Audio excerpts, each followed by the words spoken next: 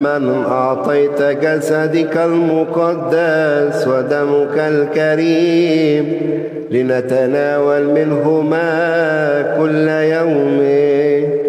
اجعلهما أن يكونا إنارة لأجسادنا وشفاء لأمراضنا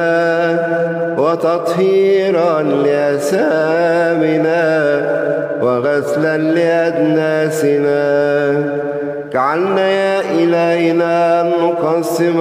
أسرارك القدسية بغير خوف ولا رعب ولا تبكيت ولا وقوع في العقوبة الأبدية، ولا تكن أيضا سببا في زيادة الخطية، بل لتكن تقديسا لنفوسنا وأجسادنا وتسقيفا لعقولنا وقلوبنا ونقاوة وتهذيبا لأفكارنا وأذاننا وسورا رفيعا تجاه الأعداء المضادة لنا وبرجا حصينا قابلات المعاند وعربون حياة للعالم الجديد وملكوت مجدك العتيد، لكي تطهرنا يوم حكمك الرهيب،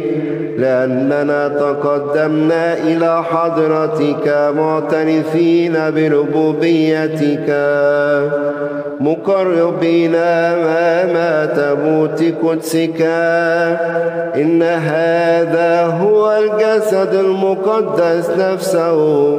معطي الحياة لكل الذين يأكلون منه.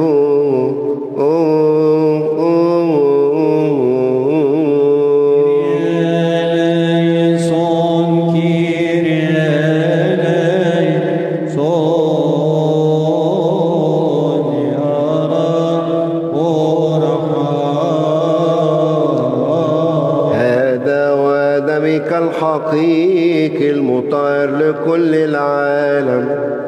فيا كل العطاش تعالوا واشربوا من جنب الحمل لتروى نفوسكم،